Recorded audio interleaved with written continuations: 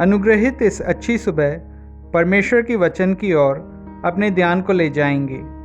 यीशु मसीह के अतुल्य नाम से मैं अपने सभी श्रोताओं के साथ इसने अभिवादन को बांटता हूँ।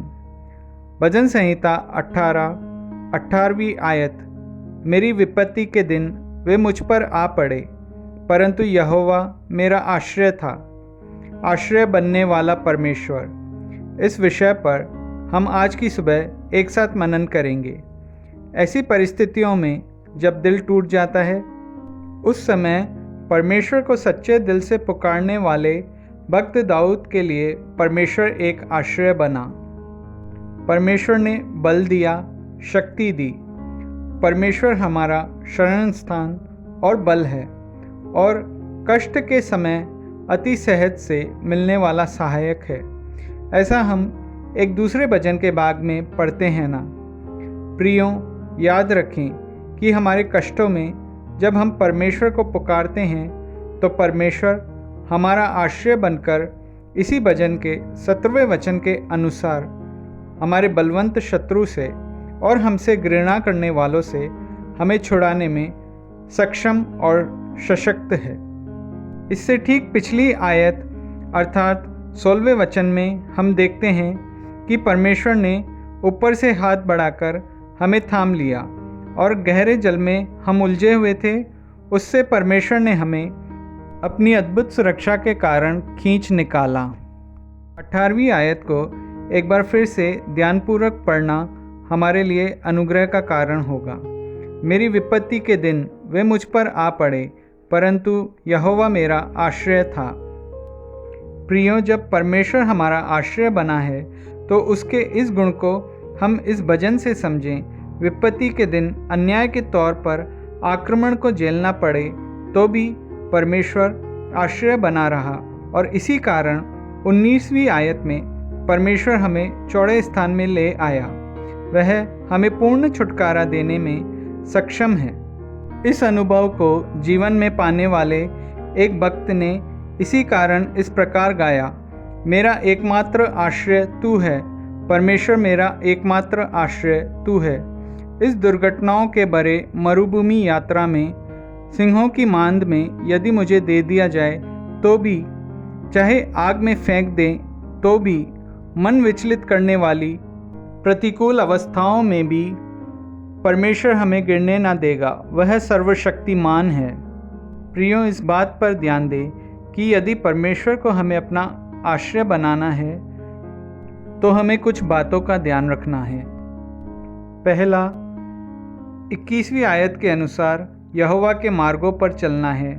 दूसरा, परमेश्वर के साथ दुष्टता नहीं करनी है। तीसरा, 22वीं आयत के अनुसार परमेश्वर के निर्णय सदा हमारे सम्मुख बने रहें। चौथा, परमेश्वर के सम्मुख निष्कलंक रहना है। अधर्म और पाप से अपने आप को बचाने वाले बने।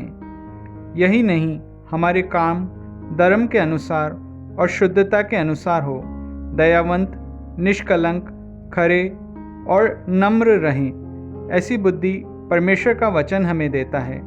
इसी कारण परमेश्वर हमारे हाथों को युद्ध का अभ्यास देकर सेना के विरुद्ध दावा करने और परमेश्वर की सहायता से शहर पनाह को लांघने के लिए हमें प्रेरित करता है, उत्साहित करता है।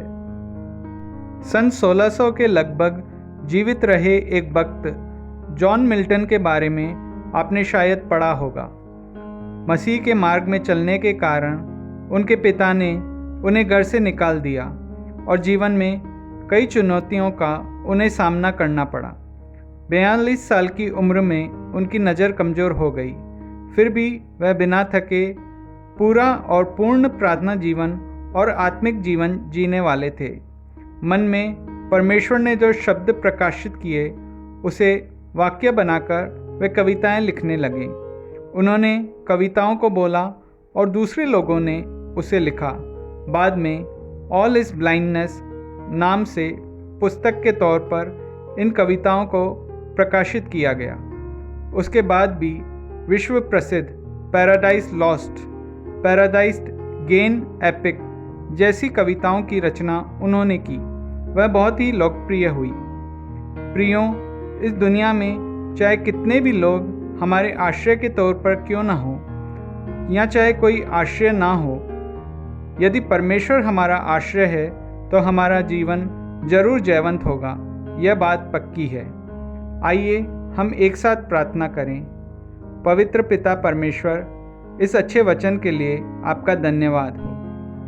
अगर आज की सुबह कोई भी मन को दुखी करने वाली विपत्ति रूपी लहरों में फंसा है, तो यहोवा परमेश्वर आप खुद ऐसे लोगों का आश्रय बनकर आज के दिन प्रकट होकर उनको छुड़ाकर, बचाकर, मार्गदर्शन करके उनके जीवन को सफल बनाइए।